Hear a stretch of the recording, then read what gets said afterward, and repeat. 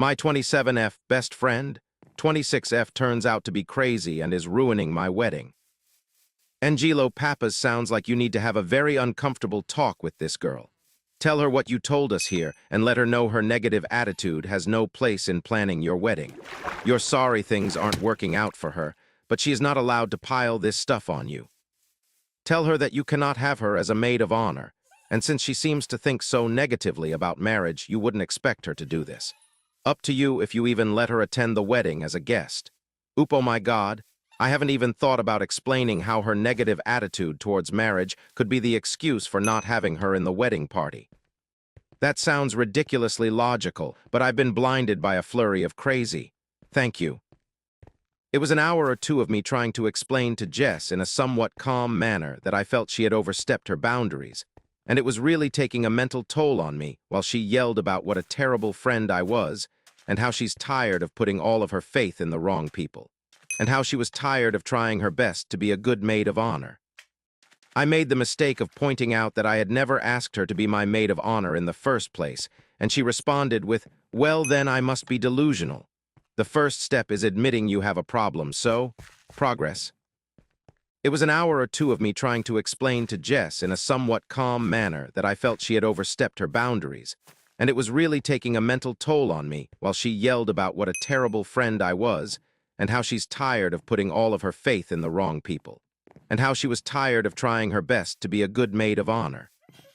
I made the mistake of pointing out that I had never asked her to be my maid of honor in the first place, and she responded with, "Well, then I must be delusional. The first step is admitting you have a problem, so, progress."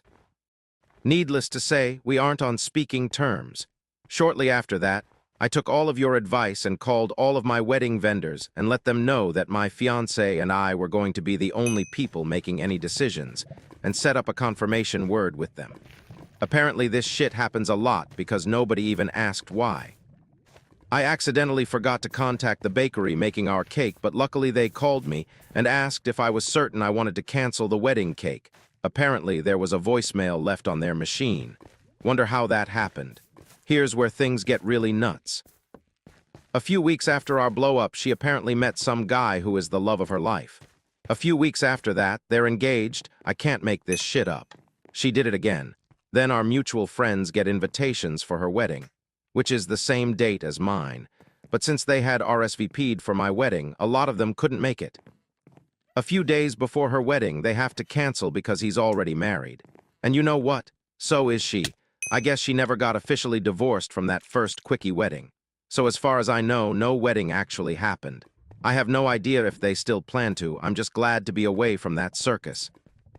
But anyways, I got married a few weeks ago. Everything was wonderful, the weather was great, and everyone present was a joy to be around, except maybe my uncle who gets a little too dance-why when he's drunk, but you know. Family. Thank you to everyone who responded, and to everyone letting me know I'm not helping matters by going with the flow. I will be actively practicing caution when making friends by running from crazy and not comforting it. Jaruro, anyone else think the mutual friend is kind of shitty? She was the one who told OP to be careful about Jess, yet she decided it would be a good idea to blab about what OP told her, knowing full well it would get back to Jess.